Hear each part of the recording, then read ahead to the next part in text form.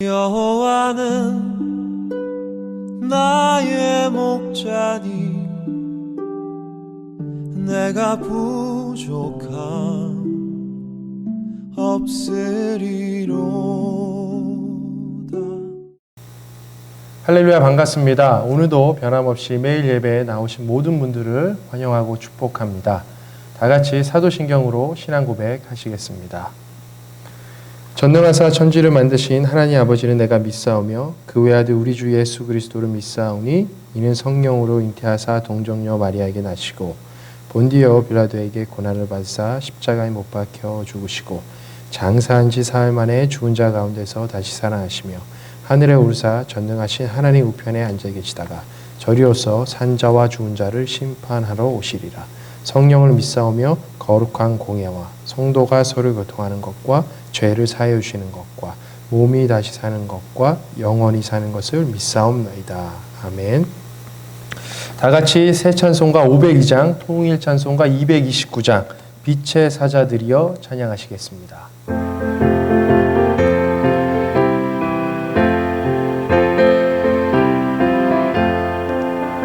빛의 사자들이여 어서 가서 어둠을 물리치고 주의 진리 모르는 백성에게 복음의 빛 비춰라.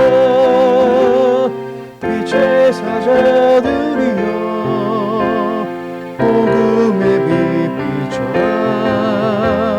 죄로운 나 밝게 비춰라.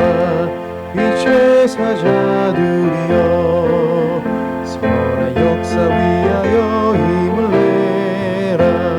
주 함께 하시겠네.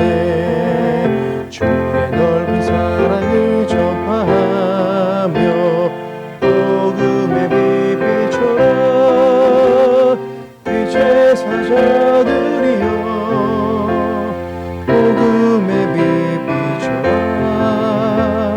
죄로운 나 밝게 비춰라. 빛의 사자들이여 주님 부탁하신 말 순종하여 이 진리 전파하라. 산과 바다 건너가 힘을 다해 복음의 빛 비춰라. 빛의 사자들이여 복음의 빛 비춰라. 죄로운 나 밝게 비춰라. 빛의 사자들이여 동서남북 어디나 땅끝까지 주님만 의지하고 더러워서 못 보는 백성에게 복음의 빛 비춰라. 빛의 사자들이여 복음의 빛 비춰라. 죄로운 나 밝게 비춰라. 빛의 사자들이여.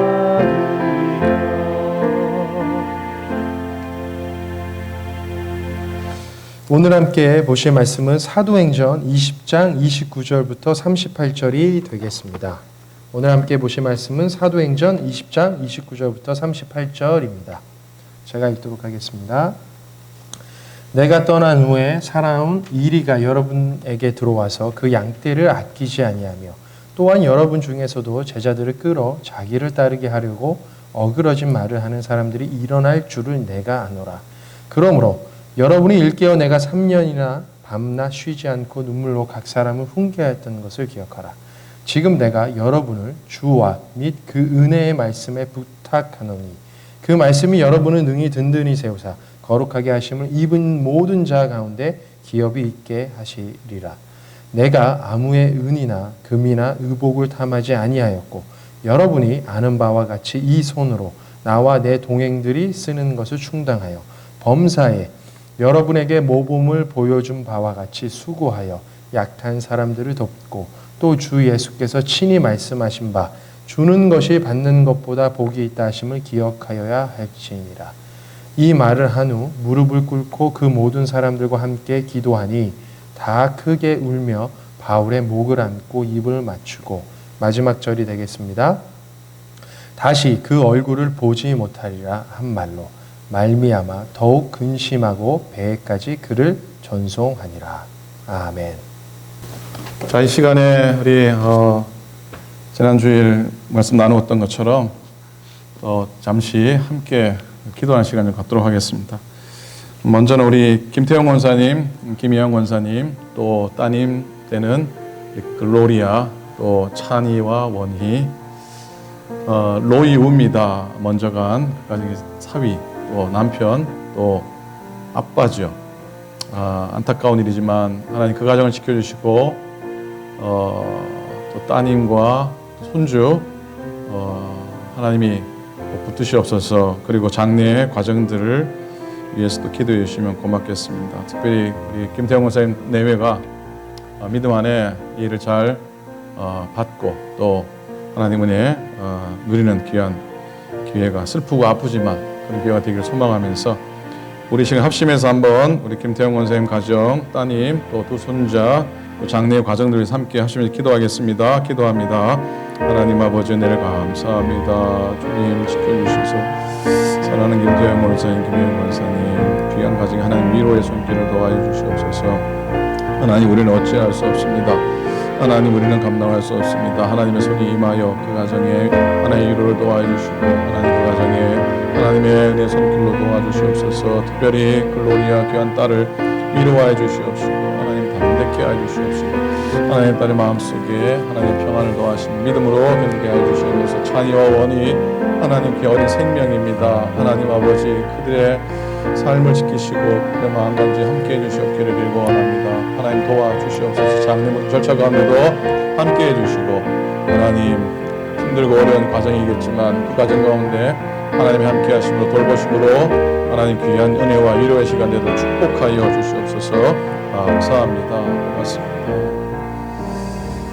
자, 우리 이 시간에는 우리 박상은 권사님, 박경숙 권사님 가정 위해 기도합니다. 또 딸 신원이, 신원자매 많이 회복되고 있지만 그래도 몇 달의 회복의 시간이 필요할 줄로 믿습니다. 어려운 과정 지나지만 그 과정도 믿음으로 견고히 쓰고 또 하나님이 온전케 하시고 회복시켜 주시는 은혜, 삶의 또 필요들이 하나님의 여호와 일의 은혜 손길을 따라도 채워지는 그런 은혜를 누리게 해달라고 우리 박상근 권사님 그리고 그 가정을 위해서 우리 함께 합심해서 다 같이 통성으로 합심해 기도합니다.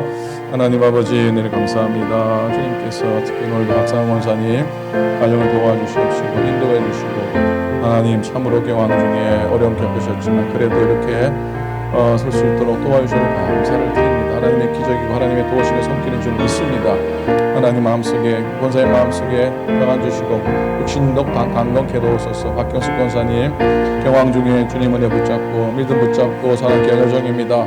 남편 위해서 기도하는 귀한 여정이 그들의 서도록 도우시고 하나님 아버지 믿음으로 잘 헤쳐나가도록 도우소서. 신원이도 엄마 아빠에서 기도하고 하나님 귀한 딸 역할 잘 감당하도록 하나님 딸의 앞길을 딸의 삶을 축복하여 주시옵소서. 그 가정을 도우셔서 여러 가지 형편 속에 있지만은 하나님 다 치우시고 인도하신 여호와 일의 은총을 누리게 도와주시옵소서. 감사합니다. 고맙습니다.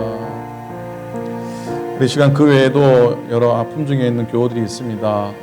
위에서 기억나는 대로 어르신들 연로하신 기도를 해주시면 고맙겠습니다. 그리고 이 코로나의 상황들 또 우리 교우들이 여러 아픔들 가운데서 교회 같은 데 서가고 여러분의 가정과 이런 심령도 견고히 서갈 수 있기를 소망하면서 이 시간에는 우리 어르신들 연약하신 분들을 위해서 이 상황 가운데 교회가 견고히 서도록 여러분 개인적으로 여러분 심령이 든든히 서도록 코로나의 상황 하나님이 속히 해결해 주소서. 이런 여러 제목 가지고 마지막으로 함심해서 한번 기도하시겠습니다. 기도합니다. 하나님 은혜를 감사합니다. 하나님 저희들 축복해 주셔서 은혜로 서는 귀한 우리의 삶이 되도록 도우소서. 하나님의 교회를 지켜주셔서 이런 시간들을 잘 헤쳐나가도록 도우시옵소서. 특별히 우리 연로하신 어르신들을 간곡히 도와주시고 외에도 이런저런 연약함으로 고통당하는 분들이 있습니다. 일터들을 지켜주시고 사업장을 지켜주시고 하나님 자녀손들을 지켜주시옵시고 하나님 모든 지키신 가운데 하나님의 교회가 견고히 서가고 든든히 서가는 축복을 누리도록 인도해 주시옵기를 간절히 빌고 원합니다. 하나님의 은혜를 구합니다. 하나님의 축복하심을 구합니다. 모든 것 감축 영웅되게 도우시고 코로나 상황도 속히 해결해 주셔서 함께 예배하기까지 주님의 인도하심을 구하며 역사하여 주시옵소서. 감사합니다. 고맙습니다. 하나님 고맙습니다. 우리 어려운 상황을 주 앞에 고합니다. 주님 아시지 않습니까? 주님 은혜의 손길로 속히 해결해 주시고 슬픔들, 육신의 약함들, 우리의 삶의 공고함들, 하나님의 모든 상황들이 하나님의 은혜 가운데 다 해결되어져서 하나님께 영광 돌리며 서도록 인도하소서. 주의 교회를 든든히 하시고 특별히 김태형 권사님 가정, 글로리아, 찬이와 원희, 하나님 김혜영 권사님 하나님이 긍휼히 보시고 위로를 더하소서. 그리고 곧 있을 장래의 과정도 위로하소서. 박상원 권사님 가정 위에 은혜를 더하시고 귀한 종도 강건케 하소서. 이런저런 육신의 약함 때문에 연약함 중에 있는 교우들을 지켜 보호하소서. 오늘도 승리하게 하시고 우리의 기도로 우리의 부르짖음으로 말미암아 우리 가운데 하나님의 놀라운 기도의 응답 회복의 은혜를 경험케 하여 주옵소서. 감사합니다. 고맙습니다. 예수님의 이름으로 기도드립니다. 아멘. 네, 제가 읽었듯이 오늘 함께 보실 말씀은 사도행전 20장 29절부터 38절 너는 복의 근원이 될지라 라는 제목으로 함께 말씀을 나누도록 하겠습니다.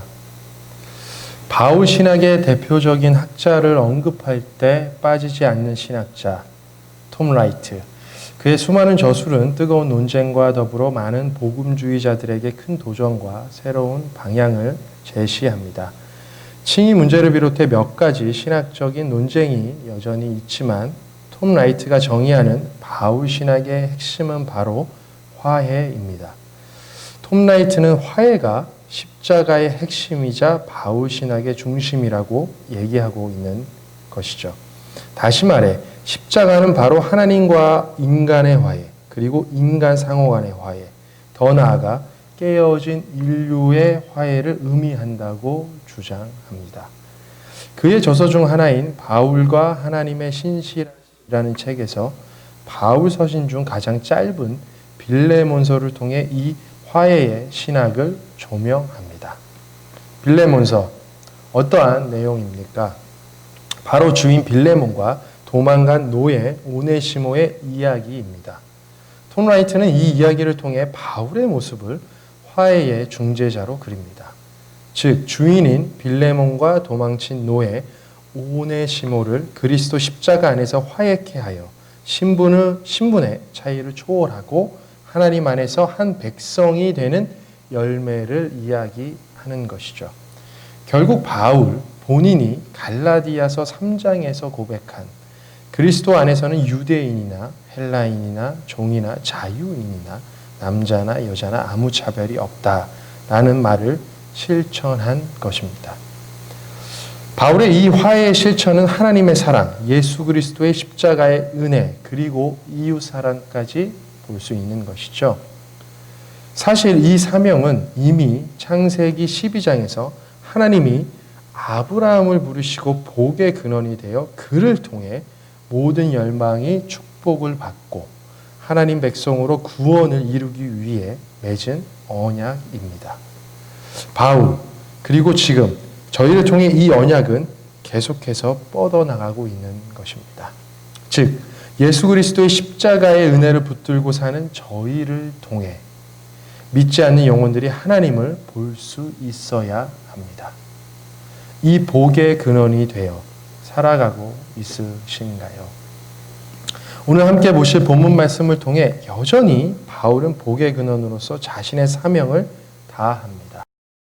화해의 실천을 보여주는 것이죠. 오늘 이 아침 바울이 1차, 2차, 3차 선교 여행을 마무리하는 시점, 예루살렘으로 떠나기 전 에베소 장로들에게 하는 고별 설교를 통해 화평케 하는 복의 근원으로 살아가는 삶 되시길 도전받으시길 소망합니다. 저번 주 한 주 동안 담임 목사님을 통해 바울의 선교 여정 그리고 그곳에서 만난 동역자와의 이야기를 통해 많은 은혜를 받으신 줄 믿습니다. 제가 다시 한번 바울의 선교 여정 에베소를 중심으로 살펴보고자 합니다. 왜냐하면 바울에게 에베소 교회는 특별했습니다. 제1차 선교 여행 때 갈라디아 교회를 개척한 바울은 제2차 선교 목적지로 에베소, 아시아로 정합니다. 하지만 잘 아시다시피 하나님께서 막으셨죠. 아시아 지역이 아닌 유럽 지역인 마게도냐, 아가야 지역으로 보내십니다. 이곳에서 평생 동역자가들과의 만남, 그리고 빌립보, 데살로니가, 고린도 교회를 개척하는 아주 풍성한 은혜로운 열매를 맺게 됩니다. 2차 선교 여행을 마무리하고 자신을 파송한 교회인 수리아 안디옥으로 돌아가는 시점에 바울은 에베소에 대한 미련을 버리지 못합니다. 사도행전 18장을 보시면 잠깐 방문을 하죠. 브리스길라와 아굴라 부부도 함께 동행합니다. 여기서 복음을 기다리고 있던 많은 사람들을 보게 됩니다. 하지만 2차 선교 보고 때문에 바울은 예루살렘 교회를 들러 안디옥으로 다시 돌아가야 합니다. 얼마나 아쉬웠을까요? 그래서 바울은 이 에베소에 평생 동역자인 브리스길라와 아굴라 부부를 남겨두고 에베소 교회 개척을 준비시킵니다. 얼마나 에베소를 특별하게 생각하고 있는지 바울의 마음 보이십니까? 대망의 마지막 바울의 3차 선교 여행 떠나기 전 바울은 3가지의 계획을 세웁니다. 첫 번째 계획은 그토록 가고 싶었던 에베소 교회 개척입니다. 두 번째는 에베소 교회를 개척하고 나서 1차, 2차 선교여행 때 개척했던 모든 교회를 다시 한번 둘러보는 것이었습니다. 목적이 있었습니다. 바로 헌금을 걷어 예루살렘에 갖다 주기 위함입니다. 이 헌금의 의미는 복음의 열매, 이방인을 예물로 드리는 귀한 의미를 갖습니다. 바울을 통해 복음이 전파되고 많은 지역에서 맺은 구원의 열매를 가시적으로 보여주는 것이죠. 그리고 마지막 3번째는 거둔 헌금을 각 지역 대표들과 함께 예루살렘 교회에 갖다 주고 자신은 로마로 가기로 계획합니다. 수리아 안디옥 교회처럼 자신을 후원할 교회를 찾고 복음을 들고 열방을 향해 서버나 즉 스페인으로 최종 목표를 세웁니다.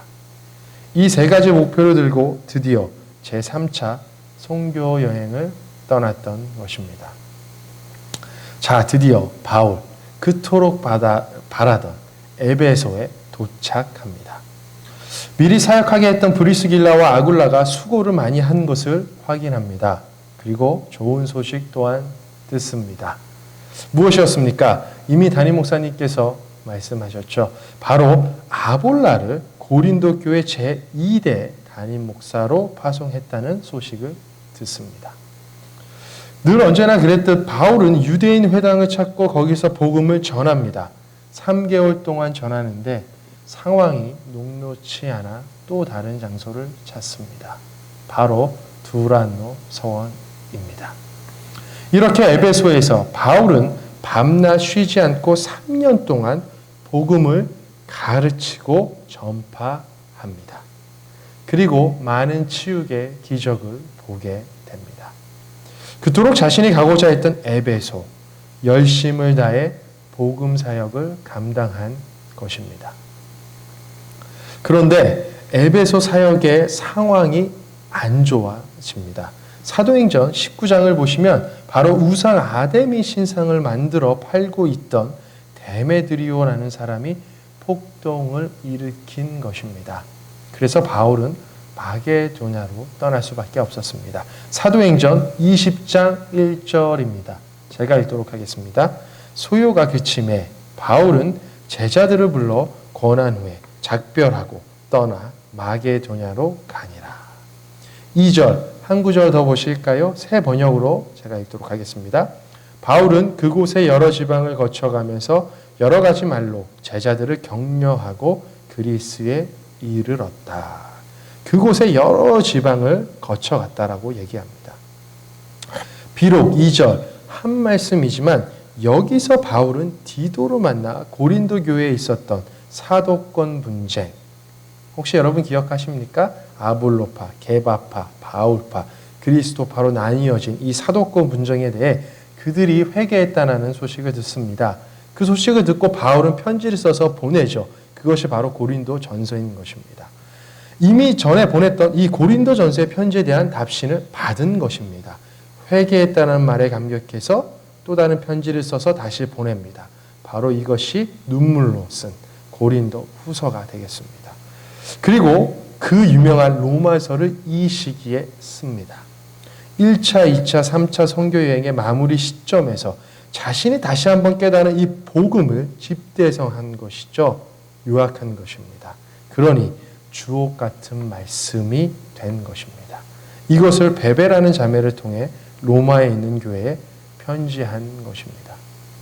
자, 그리고 3개월의 시간이 흘렀습니다. 그 다음 여정, 각 교회에서 거뒀던 헌금을 가지고 예루살렘으로 향하려고 하니 자신을 죽이고자 하는 슬픈 음모를 알게 됩니다. 20장 3절입니다. 거기 석 달 동안 있다가 배 타고 수리아로 가고자 할 그때에 유대인들이 자기를 해하려고 공모함으로 마게도냐를 거쳐 돌아가기로 작정하니. 배를 타고 예루살렘으로 가고자 했던 바울들과 일행, 육로로 갈 수밖에 없었습니다. 하지만 이 여정 속에 드로아 지역에서 복음의 열매를 보게 됩니다. 그 다음 말씀들을 한번 쭉 읽어보시기 바랍니다. 그리고 유두고 청년도 죽었다가 살아나는 기적을 보게 됩니다. 생각지도 못한 여정 속에 하나님의 은혜를 다시 한번 보게 된 것입니다. 그런데 여기서 다시 한번 바울은 에베소를 그리워합니다. 폭동으로 인해 급하게 떠났던 에베소를 다시 한번 가보길 소원합니다. 그런데 못 간 것이죠. 그 이유가 20장 16절에 나옵니다. 바울이 아시아에서 지체하지 않기 위하여 에베소를 지나 배 타고 가기로 작정하였으니 이는 될 수 있는 대로 오순절 안에 예루살렘에 이르려고 급히 가미러라. 시간을 아끼기 위해 오순절 안에 예루살렘에 도착하기 위해서 지체하지 않기 위해서 에베소에 직접 가지 못합니다. 그래서 바울은 생각을 하죠. 에베소 밑에 쪽에 위치한 항구 지역이었던 밀레도에서 에베소 장로들만 불러서 따로 만난 것입니다. 그 다음 절 17절 되겠습니다. 바울이 밀레도에서 사람을 에베소로 보내어 교회 장로들을 정하니. 설명이 조금 길었지만 오늘 본문 말씀의 상황과 분위기 이제 이해가 되셨나요? 왜 장로들이 예루살렘으로 떠나는 바울을 안고 울었는지, 그토록 슬피 울었는지 이해가 되십니까? 이미 바울은 목숨의 위협을 받고 있었고 자신의 미래에 대해 어느 정도 예측을 하고 있었기에 다시 서로 얼굴을 못 본다 이야기한 것입니다. 슬프게도 이 생각은 바울이 밀레도를 떠나 가이사라에 도착했을 때 빌리 집사 사역지에 와 있던 아가보의 예언을 통해 확증됩니다. 바울은 결박당하고 이방인의 손에 넘겨진다. 목숨을 위협받는 상황 가운데 바울은 에베소 장로들만 따로 불러놓고 리더들만 따로 불러놓고 말한 것이죠. 내가 얼마나 에베소를 사랑하고 실천했는지 너희들은 기억해야 한다. 자, 오늘 읽지는 않았지만 계속해서 사도행전 20장 말씀 보겠습니다. 이 마음을 지금 바울과 같은 이 마음을 알 수 있는 구절이 있죠. 18절부터 21절까지의 말씀이 되겠습니다. 한번 잘 들어보시기 바랍니다. 오매 장로들이 온 것이죠. 그들에게 말하되 아시아에 들어온 첫날부터 지금까지 내가 항상 여러분 가운데서 어떻게 행하였는지를 여러분도 아는 바니 곧 모든 겸손과 눈물이며 유대인의 관계로 말미암아 당한 시험을 참고 주를 섬긴 것과 유익한 것은 무엇이든지 공중 앞에서나 각 집에서나 꺼리낌 없이 여러분에게 전하여 가르치고 유대인과 헬라인들에게 하나님께 대한 회개와 우리 주 예수 그리스도께 대한 믿음을 증언한 것이라. 자신이 얼마나 3년 동안 밤낮 쉬지 않고 복음을 가르쳤는지, 섬겼는지, 사랑의 모습을 실천했는지 다시 한번 이야기한 것입니다. 그리고 그 다음 유명한 믿음의 고백, 바울이 하지 않습니까? 24절입니다. 내가 달려갈 길과 주 예수께 받은 사명 곧 하나님의 은혜의 복음을 증언하는 일을 마치려 하면은 나의 생명조차 조금도 귀한 것으로 여기지 아니하노라. 받은 사명 무엇입니까? 바로 복음의 열매, 거둔 헌금을 예루살렘에 가져가는 일인 것이죠. 자신을 통해 많은 사람들이 하나님의 백성이 된 기적, 이 열매를 들고 예루살렘으로 간다는 것입니다. 그런데 자신의 생명을 조금 더 귀하게 여기지 아니하고 복음 들고 나아간다는 것입니다. 이러한 결단 속에 바울은 예루살렘으로 떠나기 전 에베소 장로들에게 자신이 그동안 보여주었던 사랑의 실천을 지켜 행하라 설교하고 있는 것입니다. 왜 그렇습니까? 지금까지 개척했던 다른 교회들의 문제에서 보았듯이 이단을 통한 분열과 분쟁이 동일하게 일어날 것임을 알았기 때문입니다. 복음 안에 서로 화해케 되는 것이 아니라 분열한다고 바울은 이미 알고 있었던 것이었습니다. 슬프게도 말이죠. 29절, 오늘 본문 말씀 29절과 30절입니다. 내가 떠난 후에 사나운 이리가 여러분에게 들어와서 그 양떼를 아끼지 아니하며 또한 여러분 중에서도 제자들을 끌어 자기를 따르게 하려고 어그러진 말을 하는 사람들이 일어날 줄을 내가 아노라. 슬픈 예언입니다. 바울은 걱정이 되었던 것입니다. 이제 자신이 예루살렘으로 가면 다시 이 에베소에 못 온다는 것을 알았습니다. 그래서 떠나기 전에 이렇게 말하고 있는 것입니다. 자, 여러분, 앞으로 분쟁과 분열이 일어날 것입니다. 그러니 여러분 기억해야 합니다. 이 바울, 내가 얼마나 여러분을 사랑했는지, 밤낮 쉬지 않고 3년 동안 겸손과 눈물로 말씀을 가르치고 어떻게 예수 그리스도의 사랑을 실천했는지 여러분 기억하셔야 합니다. 왜냐하면 이 말씀, 이 복음이 여러분들을 든든히 세우고 거룩하게 하며 기업을 얻기 때문입니다. 결코 분열이 아닙니다. 화평입니다. 바울은 구체적으로 자신이 어떻게 실천했는지 계속해서 이어서 말합니다. 33절과 34절이죠. 제가 다시 한번 읽겠습니다. 내가 아무의 은이나 금이나 의복을 탐하지 아니하였고 여러분이 아는 바와 같이 이 손으로 나와 내 동행들이 쓰는 것을 충당하여. 고린도후서 12장을 보시면 바울을 비방했던 자들의 주장이 있습니다. 바울이 교회에서 거둔 구제 헌금 중 일부를 바울 자신을 위해 썼다는 주장이었습니다. 그러나 바울은 분명히 얘기하죠. 사도행전 18장 3절, 고린도전서 4장 12절, 그리고 데살로니가 2장 9절에서 자신의 직업 무엇이었습니까? 천막 만드는 일을 통해 자신의 필요를 직접 채웠다라고 말합니다. 낮에는 열심히 일하고 그리고 두란노서원에 가서 3년 동안 말씀을 가르쳤던 것입니다. 자신이 주어진 환경에 자족하며 모든 물질에 대한 욕심과 유혹을 뿌리치는 삶을 살았던 것입니다. 왜요? 바로 화평케 하는 자가 되기 위해서인 것이죠. 계속해서 35절 보실까요? 범사에 여러분에게 모범을 보여준 바와 같이 수고하여 약한 사람들을 돕고 또 주 예수께서 친히 말씀하신 바 주는 것이 받는 것보다 복이 있다 하심을 기억하여야 할지니라. 수고하여 약한 사람을 돕고 필요한 사람들에게 하나님의 축복을 흘려 보냈다고, 그렇게 복의 근원처럼 살았다고 바울은 고백하고 있습니다.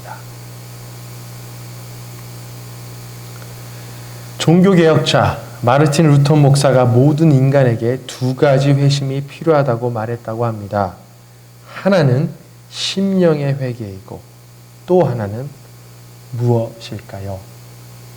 한번 예측해 보시죠. 무엇일까요?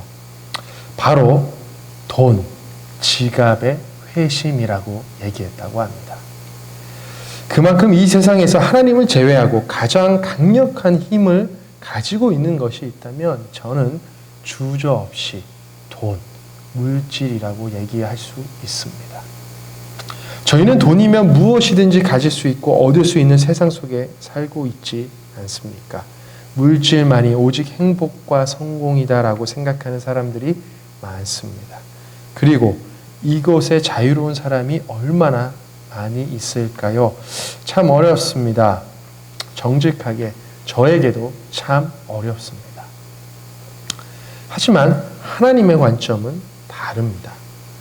복의 근원의 모델이었던 아브라함을 부르시면서 하나님께서 분명히 말씀하십니다.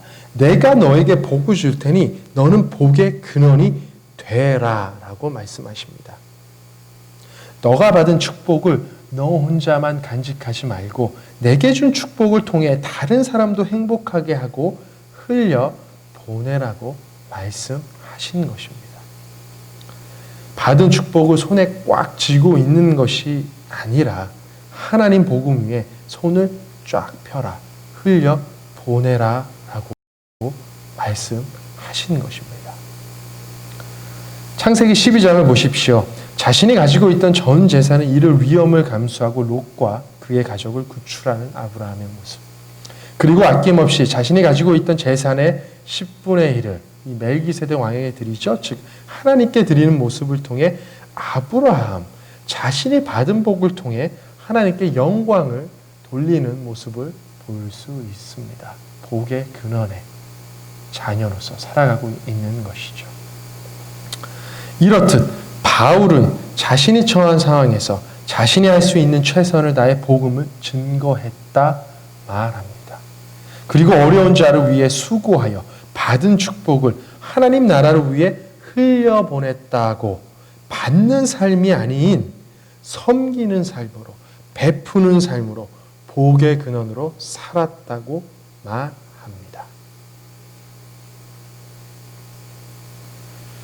사랑하는 오클랜드 성도 여러분, 극적으로 예수님을 만난 사울이 바울이 되어 복음을 들고 평생을 살았던 그의 모습을 보면 늘 모든 겸손과 눈물 그리고 인내하며 사랑을 실천했던 사람이었습니다. 바울이 왜 그 많은 서신서들을 선교 여정에서 썼을까요? 바로 복음이 있는 곳에 화평이 있어야 되는데 개척한 교회에서 시기와 분열, 분쟁이 있기에 그것이 참된 복음이 아니다라고 믿었기 때문입니다. 서신서들 한번 보십시오. 그의 메시지. 오직 예수 그리스도의 사랑과 은혜를 통해 하나님과 화평케 된 축복, 화해케 된 축복, 그리고 복의 근원으로서 저희가 이 땅에서 어떻게 살아가야 되는지 권면하고 있지 않습니까? 바울은 바울 자신 스스로 화평케 하는 사람이기 늘 소망했습니다. 그렇기 때문에 사도로서 어떠한 요구를 하기보다 늘 섬기는 쪽에 있던 사람이었습니다.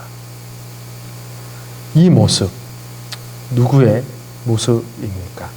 바로 가장 낮은 자의 모습으로 이 땅에 오신 구원자 예수 그리스도의 모습인 것입니다. 설교로 마무리합니다. 저는 오늘 시작을 바울 신학에서 빼놓을 수 없는 신학자 톰 라이트를 언급했습니다. 그리고 또 한 명의 신학자를 언급하고자 합니다. 바로 또 다른 바울 신학의 대가인 김세윤 박사입니다. 그는 바울을 이렇게 정의합니다. 바울은 예수 그리스도의 복음과 정신을 놀랍게 신실히 이어받아 세계 선교에 창조적으로 새롭게 표현한, 그리하여 예수 그리스도 안에서 이루어진 하나님의 구원을 온 세계에 선포하고 실현되게 한 하나님의 가장 위대한 종이다. 무엇을 들고 나아갔다고요? 바로 예수 그리스도의 복음과 정신을 놀랍게 신실하게 이어받았다라고 얘기합니다. 예수님이 보여주셨던 영혼에 대한 사랑을 실천한 바울, 그는 이 사랑의 실천이 바로 죄로 인해 무너져 있던 하나님과의 관계를 다시 화해케 하여 이로 인해 모든 사람은 다 그리스도 안에서 형제 자매로 화평케 될 수 있다는 것을 보여준 복의 근원이었습니다. 이러한 바울과 같은 복의 근원으로 살아가야 되지 않을까요? 바울은 마지막 에베소 장로들을 통해 얘기합니다. 그 실천이 바로 물질을 지혜롭게 잘 다스리며 하나님께 받은 축복을 필요한 사람들에게 나누는, 흘려보내는 것입니다, 여러분. 이러한 축복된 인생 되시길 주님의 이름으로 축원합니다. 다 같이 기도하시겠습니다.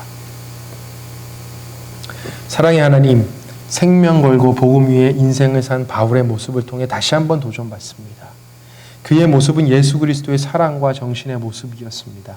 하나님께 받은 축복을 혼자 간직하지 않고 이 축복을 전하는 자로 복의 근원으로 살았습니다.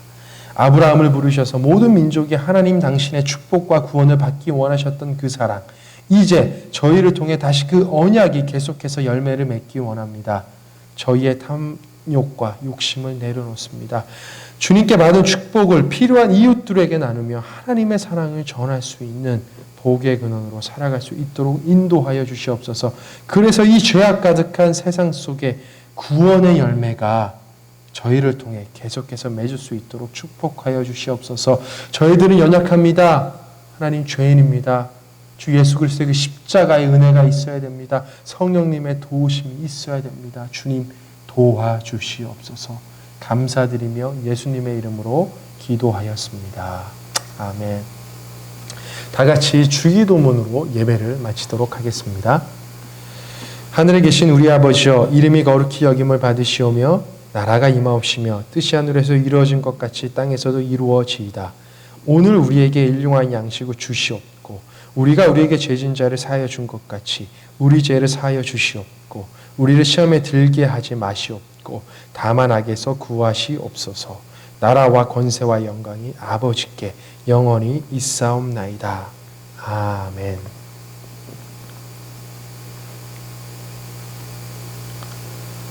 감사합니다. 오늘도 변함없이 예배에 참석해 주신 모든 분들을 사랑하고 축복합니다. 코로나가 점점 더 길어지고 있습니다. 산불로, 자연재해로 지구가 병들어가고 있습니다. 이러한 모든 어려운 상황 가운데 늘 말씀 붙들고 기도하는 삶 되시길, 그렇게 사시길 교회 안에서 멀리서나마 기도하겠습니다. 그리고 하루속히 반가운 얼굴로 다시 뵙는 날을 위해 또한 기대하며 기도하겠습니다. 늘 건강하시고 늘 승리하는 삶 사시길 주님의 이름으로 축복합니다. 감사합니다. 여호와는 나의 목자니 내가 부족함 없으리로